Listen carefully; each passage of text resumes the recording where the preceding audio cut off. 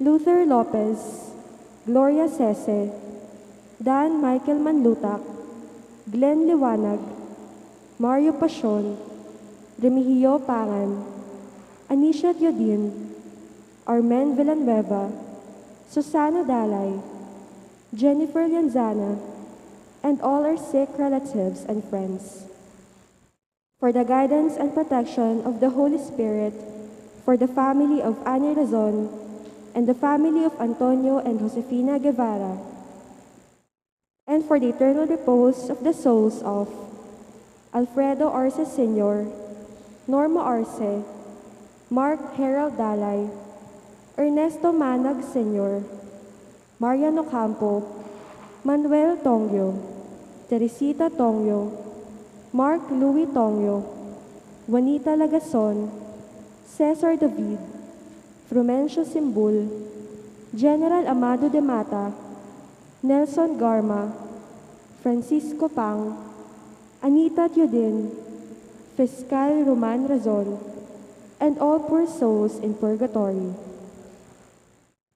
We also pray for our safety against the COVID-19 pandemic, for the speedy recovery and complete healing of all those affected by this coronavirus, for the eternal repose of all those who died because of this pandemic, and for the safety of all our frontliners.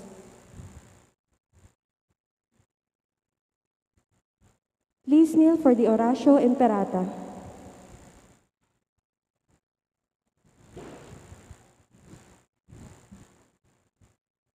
In the name of the Father, and of the Son, and of the Holy Spirit. Amen.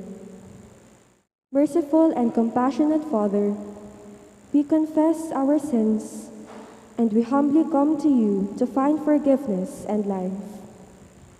We come to you in our need to seek your protection against the COVID-19 virus that has disturbed and claimed many lives.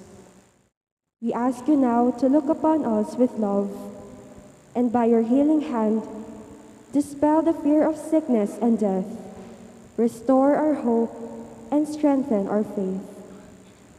We pray that you guide the people tasked to find cures for this disease and to stem its transmission. Bless our efforts to use the medicines developed to end the pandemic in our country.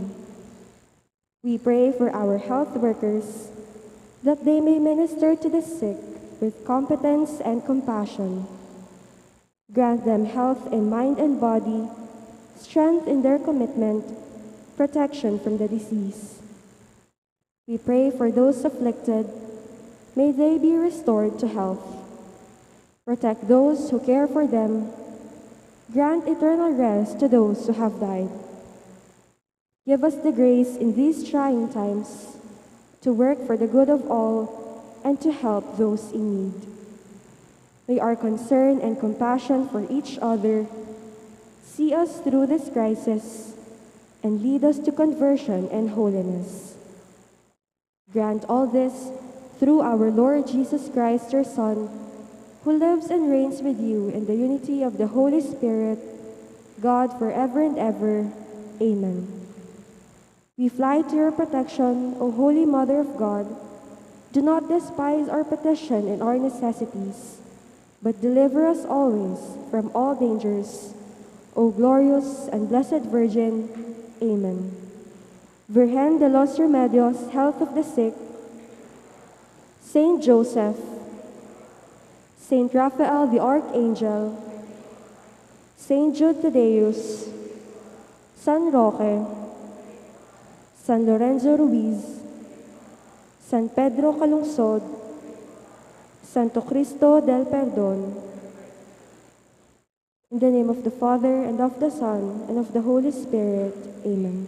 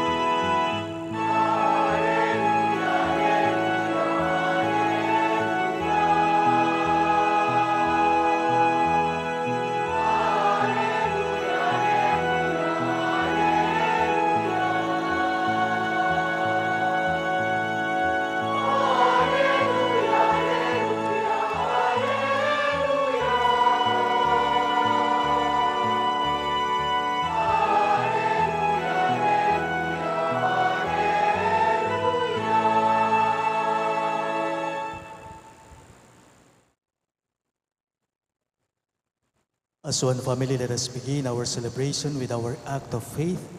In the name of the Father, and of the Son, and of the Holy Spirit. Amen. The grace of our Lord Jesus Christ, and the love of God, and the communion of the Holy Spirit be with you all. And with your spirit. My dear friends, to prepare ourselves to celebrate these sacred mysteries, let us call to mind our sins.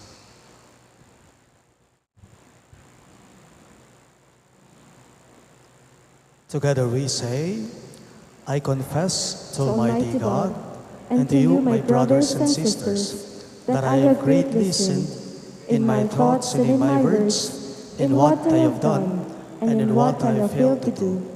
Through my fault, through my most grievous fault.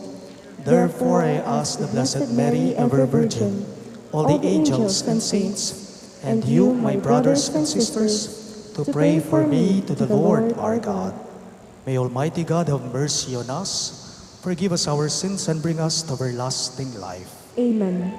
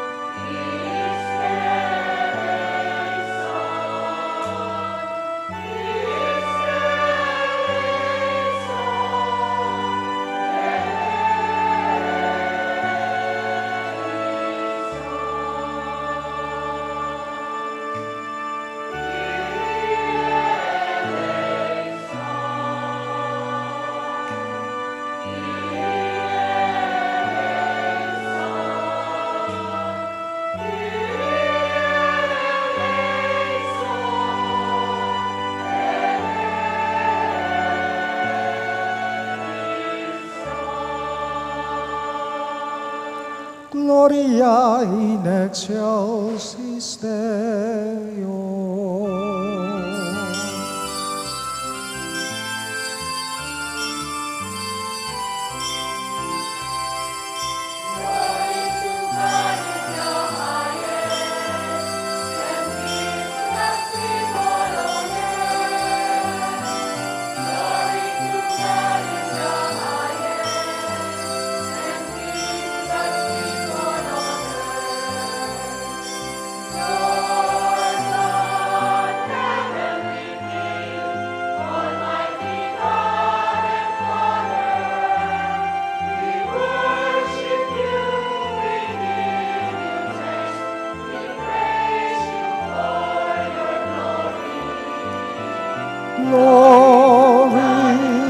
Glory to God in the highest.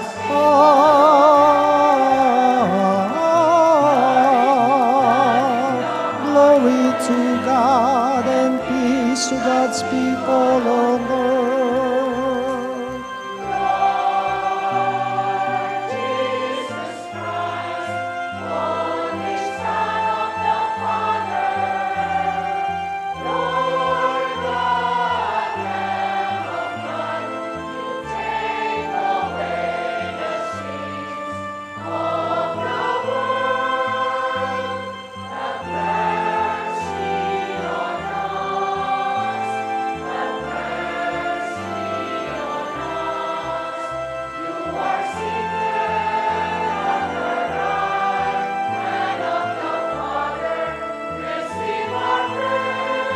Receive our prayer.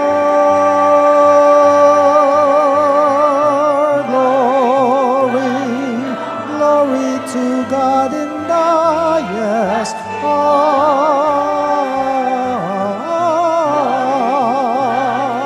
Glory to God and peace to God's people on earth.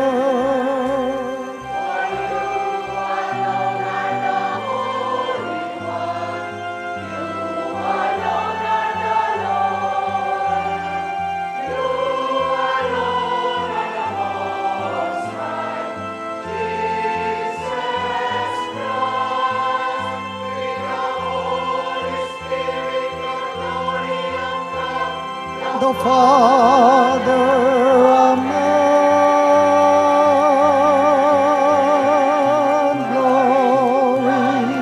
Glory to God in the highest.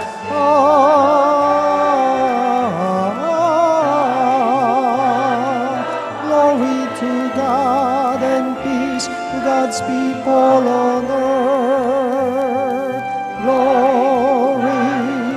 Glory to God in the highest.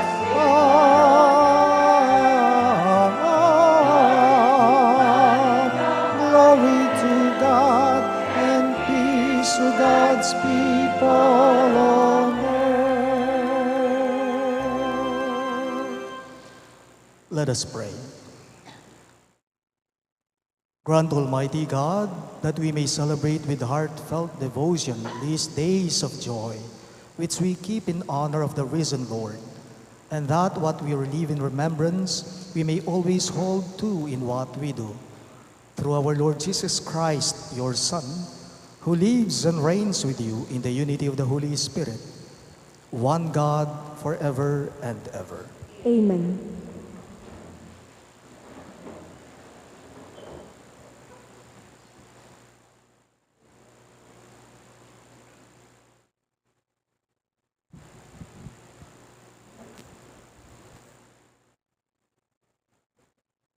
A reading from the Acts of the Apostles. Some who had come down from Judea were instructing the brothers, "Unless you are circumcised, according to the Mosaic practice, you cannot be saved." Because there arose no little dissension and debate by Paul and Barnabas with them, it was decided that Paul, Barnabas, and some of others shall go up to Jerusalem to the apostles and elders about this question. The apostles and the elders, in agreement with the whole church, decided to choose representatives and to send them to Antioch with Paul and Barnabas. The ones chosen were Judas, who was called Barsabbas, and Silas, leaders among the brothers. This is the letter delivered by them. The apostles and the elders, your brothers, to the brothers in Antioch, Syria, and Cilicia of Gentile origins, greetings. Since we have heard that some of our number, who went out without any mandate from us, have upset you with their teachings and disturbed your peace of mind, we have with one accord decided to choose representatives and to send them to you, along with our beloved Barnabas and Paul, who have dedicated their lives to the name of our Lord Jesus Christ. So we are sending Judas and Silas, who will also convey the same message by word of mouth. It is the decision of the Holy Spirit and of us not to place on you any burden beyond these necessities, namely, to abstain from meat sacrificed to idols, from blood, from meats of strangled animals, and from unlawful marriage. If you keep free of these, you will be doing what is right. Farewell. The word of the Lord. Thanks be to God.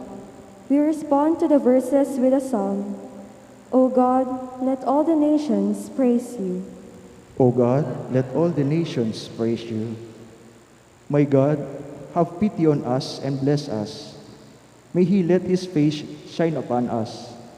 So may your ways be known upon earth, among all nations, your salvation. O God, let all the nations praise you. May the nations be glad and exult, because you rule the people in equity. The nations on the earth you guide. O God, let all the nations praise you. May the peoples praise you, O God.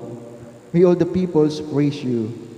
May God bless us, and may all the ends of the earth fear Him. O God, let all the nations praise you.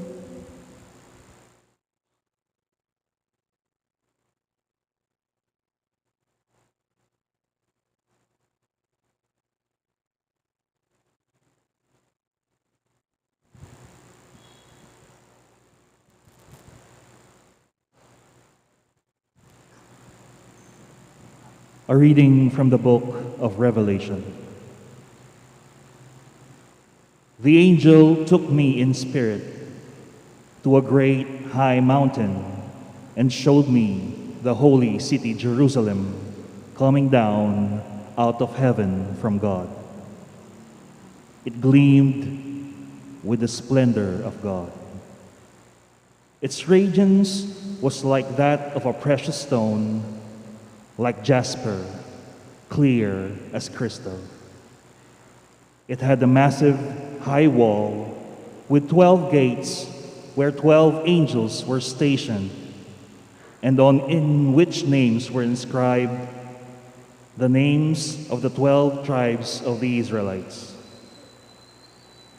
There were 3 gates facing east, 3 north, 3 south, and 3 west.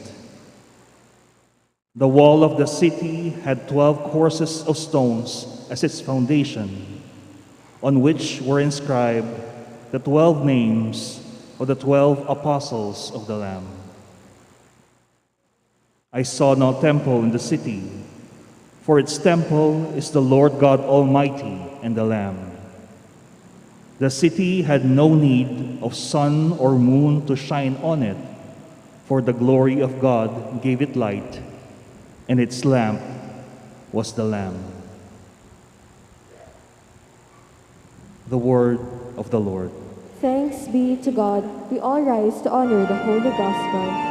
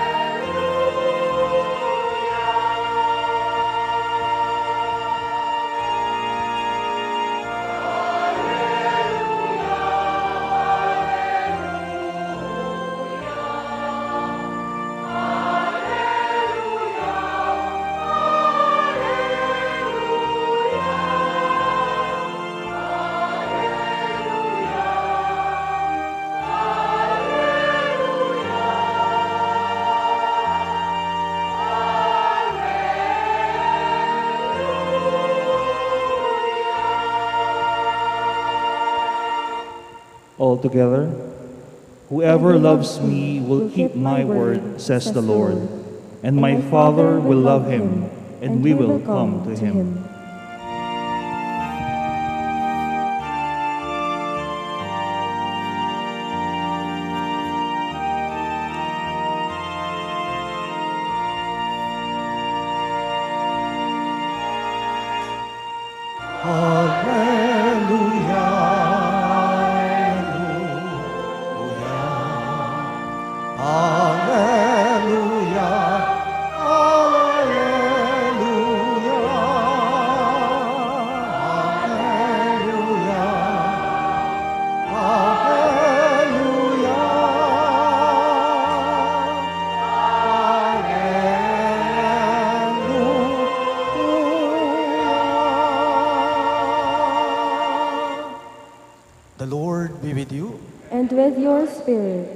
From the Holy Gospel according to St. John. Glory to you, O Lord.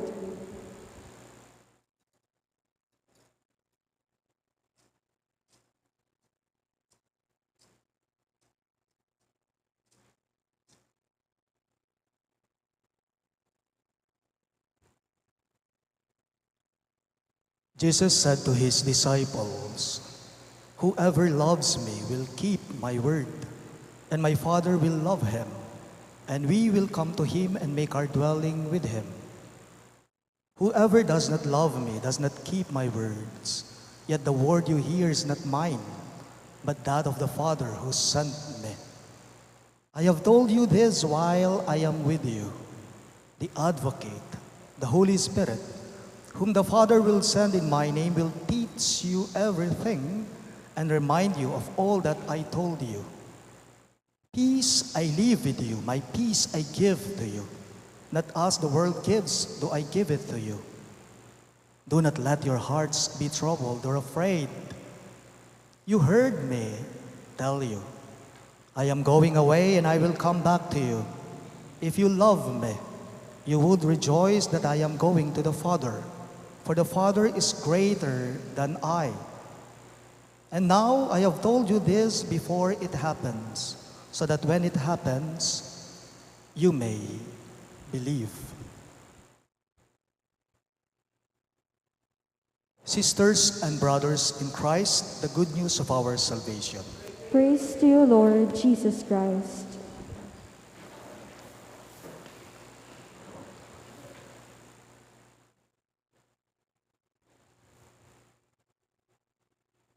Good morning there, everyone.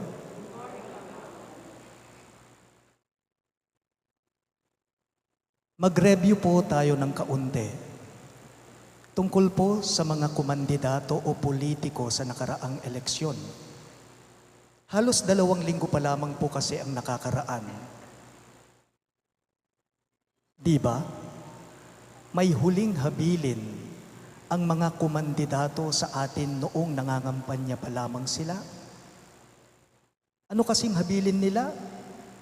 Sinabi nila, huwag ninyong kakalimutan ang aking pangalan kung sakaling makalimutan man ninyo ang aking pangalan. Yung numero ko sa balota, ang wag na wag nyong kalimutan. Yun lang sapat na, sabi nila. Yun ang habilin nila. Tanong, bakit po may habilin ang mga kumandidato o politiko sa atin noong nakaraang eleksyon? Bakit?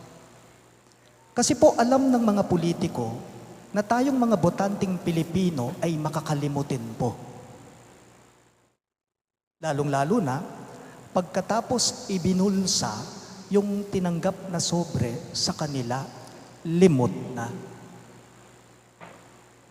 May isang nanay daw po na may malubhang karamdaman. Nang malapit na siyang mamatay, pinatawag niyang lahat ng mga anak niya. Habang nakaratay siya, tinitingnan niya ang mga anak niya at sinabi niya sa mga ito, mga anak, sabi ng nanay na nakataning na, alam ko hindi na ako magtatagal sa mundong ito. Kaya't gusto ko sanang magbilin ng 2 mahahalagang bagay sa inyo na gagawin ninyo sa katawan ko pagkamatay ko. Wika ng nanay sa mga anak niya, una mga anak, pagkamatay ko, ipakremate ninyo yung katawan ko.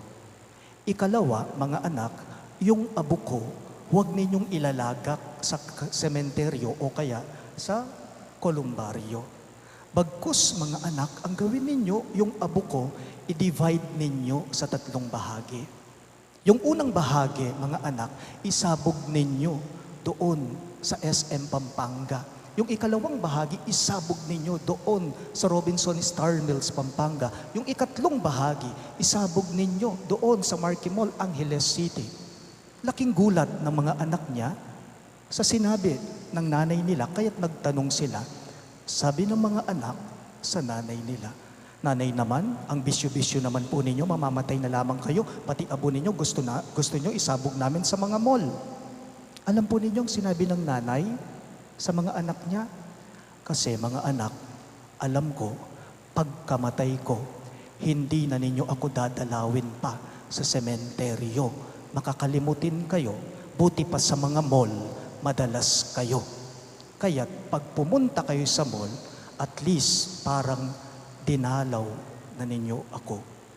At nalagutan ng hininga yung ina. Paalala lang po, wala yatang taong umaalis na walang habilin. Putang mamakota mo, halimbawa, ating Malakuan King Bale, may maiiwan sa bahay, ikaw na umaalis, siguradong may bilin ka. May inihahabilin ka. Atintam panabilin, putang mamakota mo, lalong-lalo, nakakaring lalakuan tamo. Nepo. Today, we are already on the 6th Sunday of Easter. And this Sunday, today, comes just before the Lord's Ascension. And the Lord's Ascension is on next Sunday. At kahit pa man din po si Jesus, kung napansin po ninyo, si Jesus man din po sa ating ebanghelyo ngayong linggo ay mayroong huling habilin din siya sa mga alagad niya. Si Jesus din po, may huling habilin siya sa mga alagad niya. Tanong ulit, bakit may huling habilin si Jesus sa mga disipulo niya? Kasi po, alam at batid ni Jesus na ang mga alagad niya ay makakalimutin din. Alam kasi ni Jesus na ang mga iniiwan niyang alagad ay mga makakalimutin din. Alam po ninyo, kung bibigyan ko po ng tema ang ating ebanghelyo o ang linggong ito, kung bibigyan ko po ng tema ang ating pagbasa ngayong linggong ito ay papangalanan kong araw ng habilin. O kaya naman, araw ng mga taong makakalimutin. Bagay sa atin. Araw ng habilin. Araw ng mga taong makakalimutin. Ewan ko lang kung kayong mga mister na nagsisimba ngayong linggong ito, na nandirito ngayon sa parokya, sa simbahan. Ewan ko lang kung sang-ayon kayo dito sa sasabihin ko, kayong mga lalaking may asawa. Sabi po nila, kung may makakalimutin daw pong mga tao, ito'y walang iba kundi ang mga lalaki. Agree? Kung may makakalimutin daw pong tao, walang iba kundi ang mga lalaki. Makakalimutin daw po ang mga lalaki, lalong-lalo na nakakalimutan nila na may pamilya na sila. Nakakalimutan daw minsan ng mga lalaki, madalas sa iba, na may misis na sila. Minsan daw po nagkita ang dalawang magkumpare. Nagkumustahan sila. Nagkita sila, nagmeet sila, nagkumustahan ang dalawang ito. Pare, kumusta? Sabi nung isa, okay naman pare, ikaw. Pare, kumusta kayo ni Mari ko? Pare, okay naman kami ni Mari mo. Next week nga, next Sunday nga pare, anniversary namin ni Mari mo. Bibili ko nga siya ng flower, ng bulaklak. Kasi anniversary namin. Nagsalita muli yung isang kumpare, sabi niya, buti ka pa pare. Tandang-tanda mo pa yung araw, yung anibersaryo ng kasal ninyo ni Mare. Sumagot yung isang kumpare, oo naman pare, talagang tandang-tanda ko pa, hindi ko makakalimutan yung anibersaryo ng kasal namin ni Mare mo, pero hindi ko na natatandaan yung dahilan kung bakit ko siya pinakasalan. Sa palagay ko po, yung kumpare, naging makakalimutin din siya. At naniniwala ako, sa palagay ko, pinikot lang siya nung misis niya. Pinikot lang siya nung misis niya. Ganyan po tayo, di ba? Makakalimutin po tayo eh. Kaya't bagay po ang linggong ito sa atin eh. Bagay na bagay po itong araw na ito sa ating lahat. Bakit? Kung minsan kasi tayo, ulyanin tayo dahil tumatanda na tayo, nagkakaedad ang tao. Normal na yan. Kung minsan makakalimutin tayo, bakit? Uling ning kahit talaga sapin-sapin, tingkay katamong gagawan. Kung minsan maraming ginagawa, maraming tinatrabaho, ning kahit lingota mo, nganapin po king Kapampangan. Ning kahit malangita mo isip. Kung minsan balisa tayo. Kung kaya nga, nakakalimutan natin yung mga bagay-bagay. Sige nga po, ano po yung mga bagay na madalas nating makalimutan? Ako po, kung minsan nagmimisa na ako, pagkatapos ng misa ko, papasok na ako sa kwarto ko, limot ko pala yung susi ko nasa loob ng room ko. Ipatatawag ko muna yung sakristan ko, tapos ipapabuksan ko yung room ko dahil yung susi nasa loob. Susi yung panay ko nga kakalinguan. Yung iba sa atin, anong nakakalimutan nila?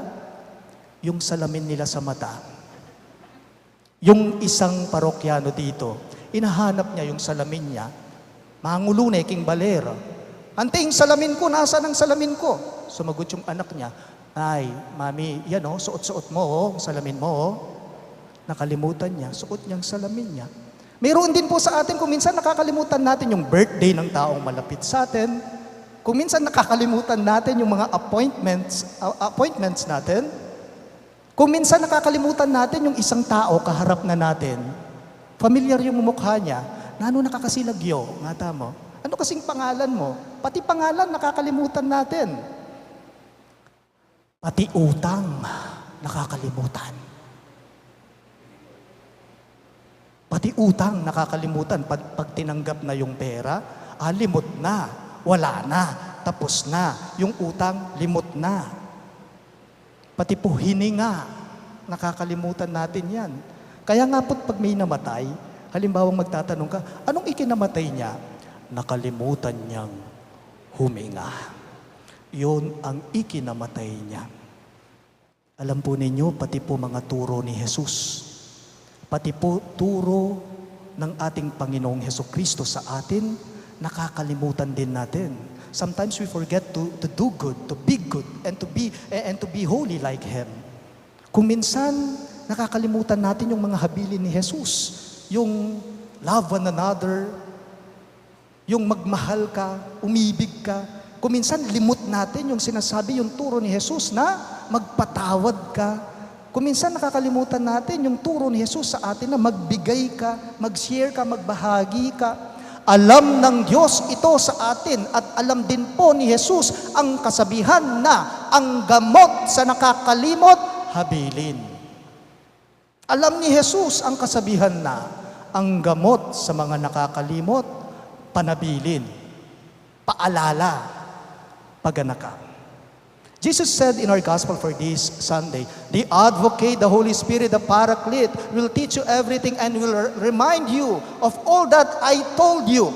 Sabi ni Jesus sa mga disipulo niya, ang banal na Espiritu, ang Espiritu Santo, ang magbibigay ng lahat-lahat ng kailangan ninyo at mag-iingat sa inyo sa lahat ng mga itinuro ko, sa lahat ng mga sinabi ko. Yan po ang mabuting balita. Napakasimple lang. Ang mabuting balita ay ito.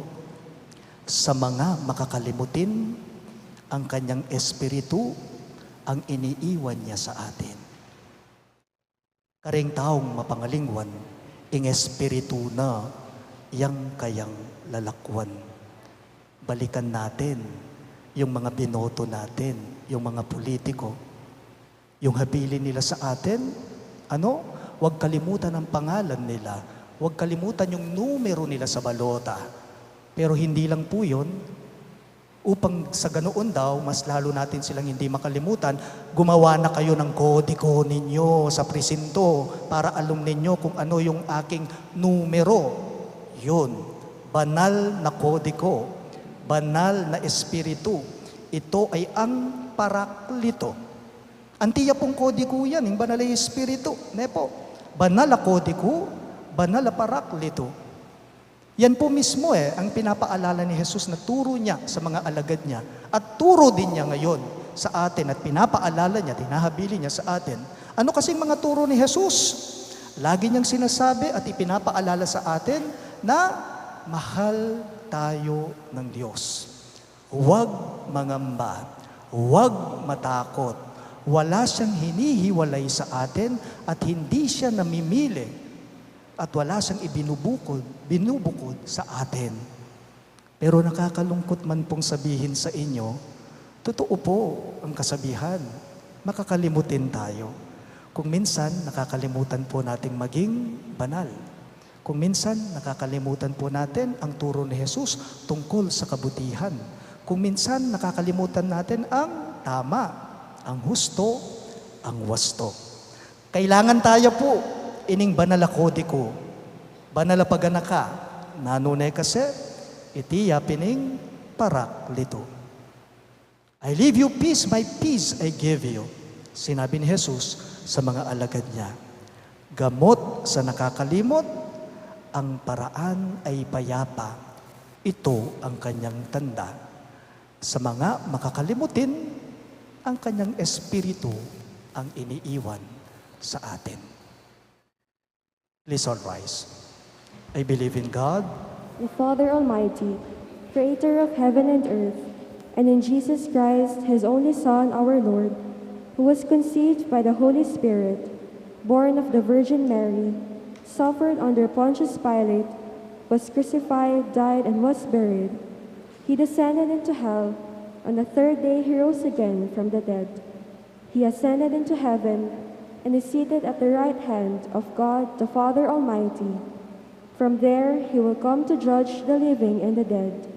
I believe in the Holy Spirit, the Holy Catholic Church, the communion of saints, the forgiveness of sins, the resurrection of the body, and life everlasting. Amen. My dear friends, as we remember the words and promises of Christ, we now pray to you, dear Father, that you may pour out your Holy Spirit to lead us to take the path of truth and charity, entering fully into your divine life. With faith and love, we pray, be gracious to us, Lord. All of us, please. Be gracious to us, Lord.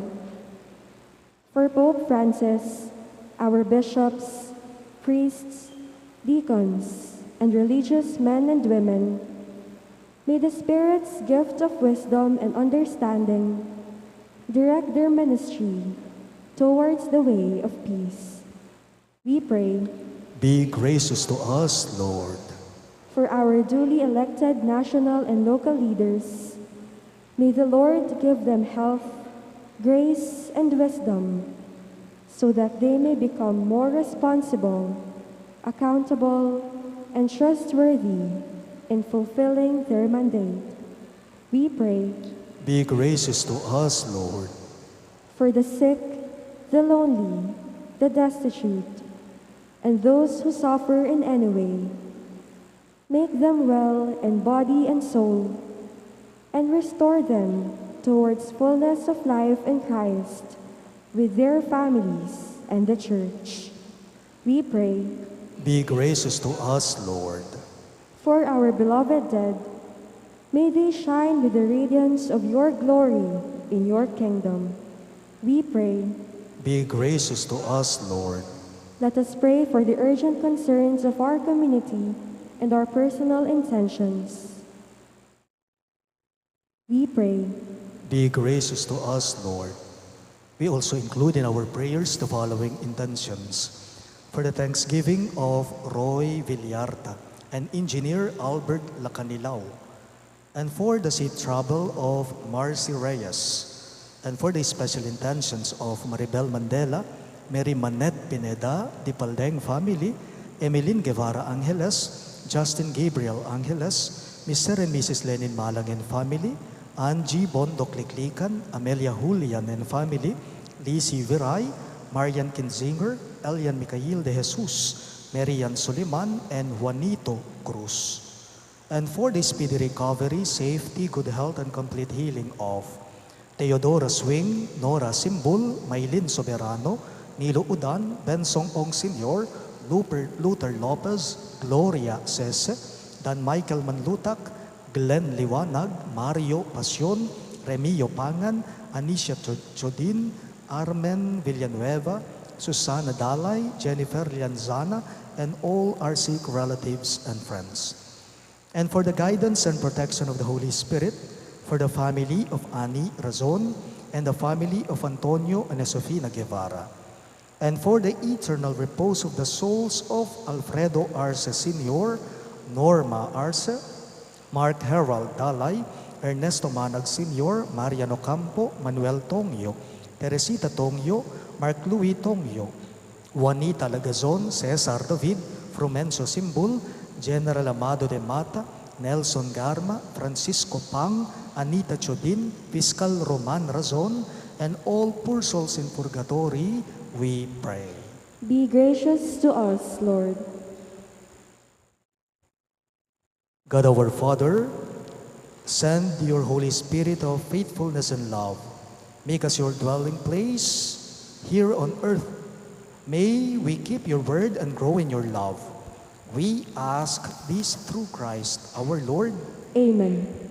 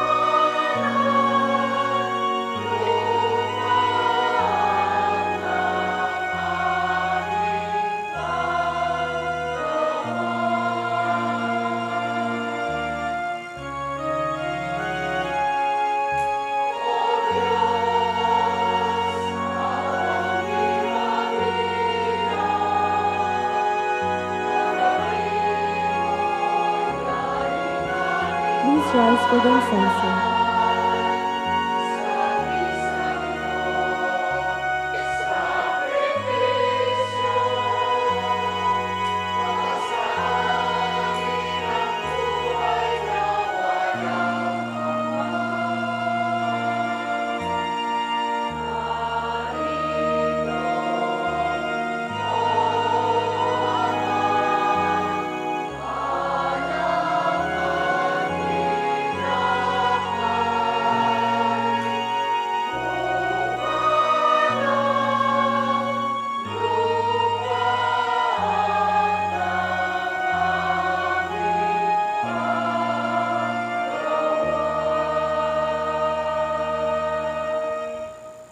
Pray, my dear friends, that my and your sacrifice may be acceptable to God, the Almighty Father. May the Lord accept the sacrifice at your hands for the praise and glory of his name, for our good and the good of all his holy church. May our prayers rise up to you, O Lord, together with the sacrificial offerings, so that purified by your graciousness, we may be conformed to the mysteries of your mighty love. We ask this through Christ our Lord. Amen. The Lord be with you. And with your spirit, Lift up your hearts. we lift them up to the Lord. Let us give thanks to the Lord our God. It is right and just. It is truly right and just, our duty and our salvation, at all times to acclaim you, O Lord, but in this time above all to laud you yet more gloriously. When Christ our Passover has been sacrificed, he never ceases to offer himself for us, but defends us and ever pleads our cause before you. He is the sacrificial victim who dies no more, the Lamb, once slain, who lives forever. Therefore, overcome with paschal joy, every land, every people exalts in your praise, and even the heavenly powers with the angelic hosts sing together the unending hymn of your glory as they acclaim.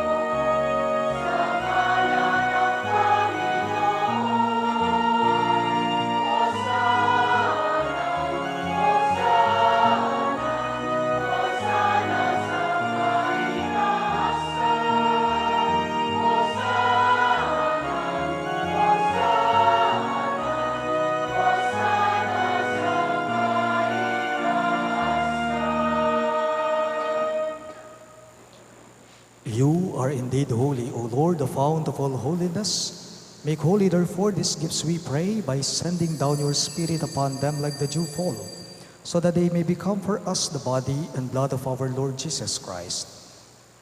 At the time he was betrayed and entered willingly into his passion, he took bread and, giving thanks, broke it and gave it to his disciples, saying, "Take this, all of you, and eat of it. For this is my body, which will be given up for you."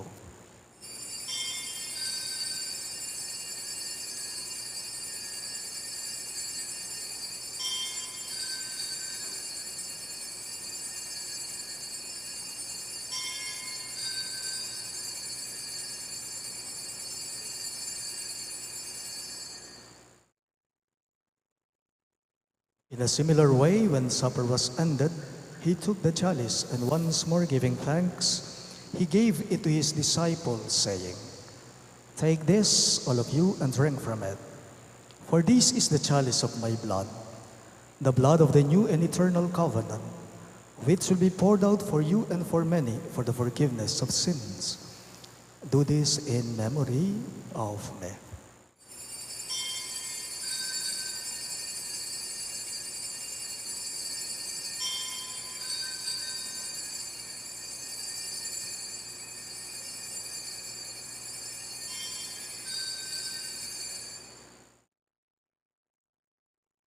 Let us now joyfully proclaim the mystery of faith. Sa krus mo at pagkabuhay, kami tinubos mong tunay. Poong Jesus naming mahal, iligtas mo kami kanan. Poong Jesus naming mahal, ngayon at magpakailanman. Therefore, as we celebrate the memorial of His death and resurrection, we offer you, Lord, the bread of life and the chalice of salvation, giving thanks that you have held us worthy to be in your presence and minister to you. Humbly we pray that partaking of the body and blood of Christ, we may be gathered into one by the Holy Spirit. Remember, Lord, your church spread throughout the world, and bring her to the fullness of charity, together with Francis, our Pope, Florentino, our Bishop, Paciano, our Bishop Emeritus, and all the clergy. Remember also our brothers and sisters who have fallen asleep in the hope of the resurrection, and all who have died in your mercy, especially Alfredo, Senior, Norma, and Mark Harold. Welcome them into the light of your face. Have mercy on us all, we pray, that with the Blessed Virgin Mary, Mother of God, with Saint Joseph, her most chaste spouse, with the blessed apostles, Saint Jude Thaddeus, our patron saint, and Saint Rita, and all the saints who have pleased you throughout the ages, we may merit to be co-heirs to eternal life, and may praise and glorify you through your Son, Jesus Christ. Through Him, with Him, and in Him, in the unity of the Holy Spirit, all glory and honor is yours, Almighty Father, forever and ever.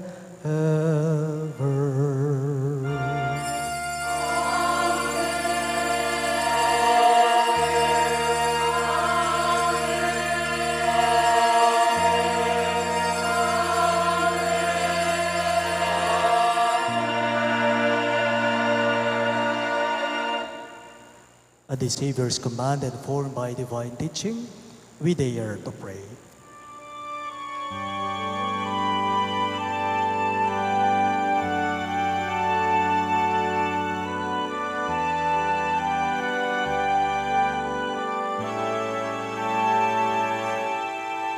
Amen, amen. Sumasalangit ka, sambahin ang ngalan mo.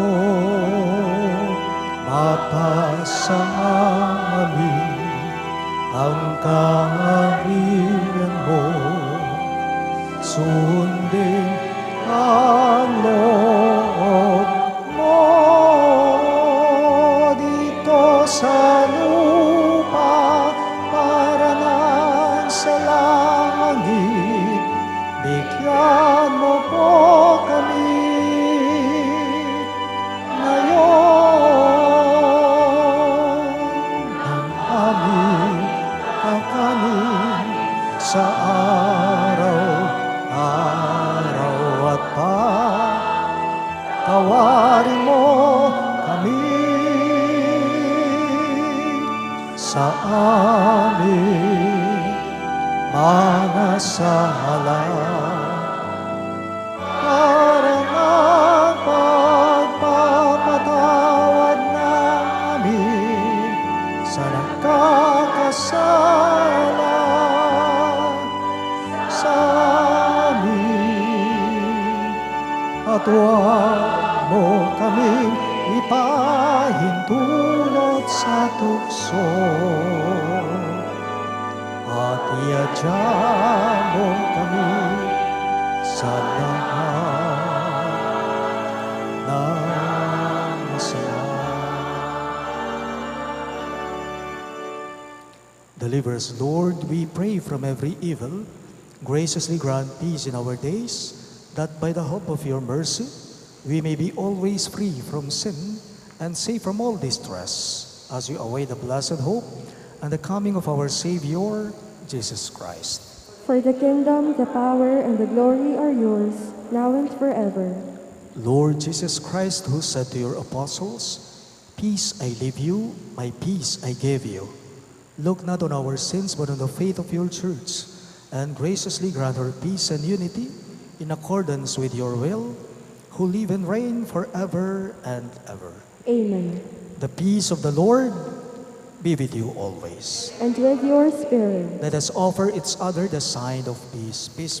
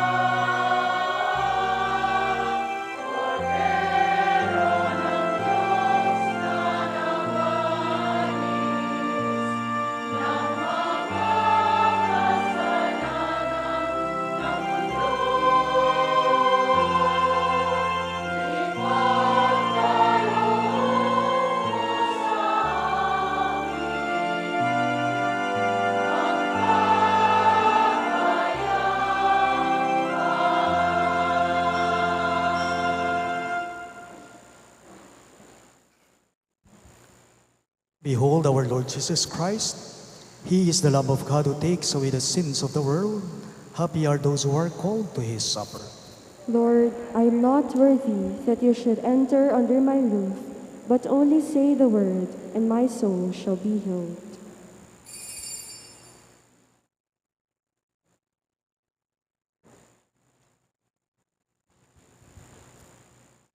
The body of Christ. Amen.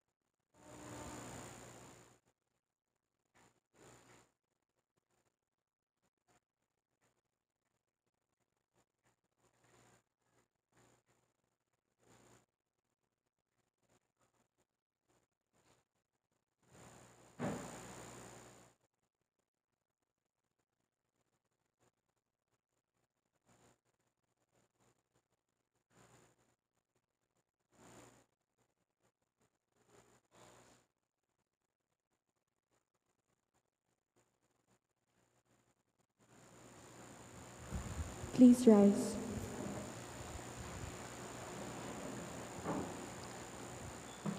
Let us pray. Almighty, ever-living God, who restore us to eternal life in the resurrection of Christ, increase in us, we pray, the fruits of this Paschal Sacrament, and pour into our hearts the strength of this saving food. We ask this through Christ our Lord. Amen. Please be seated for some announcements.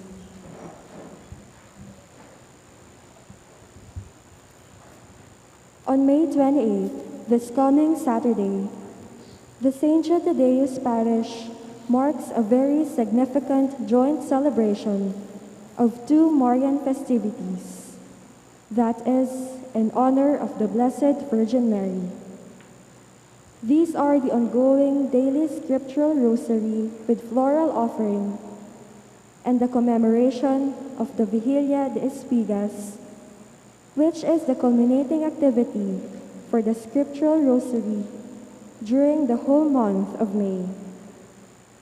The schedule for May 28 is as follows. 3 to 3:30 p.m. we shall have the assembly of all mandated organizations at the church patio.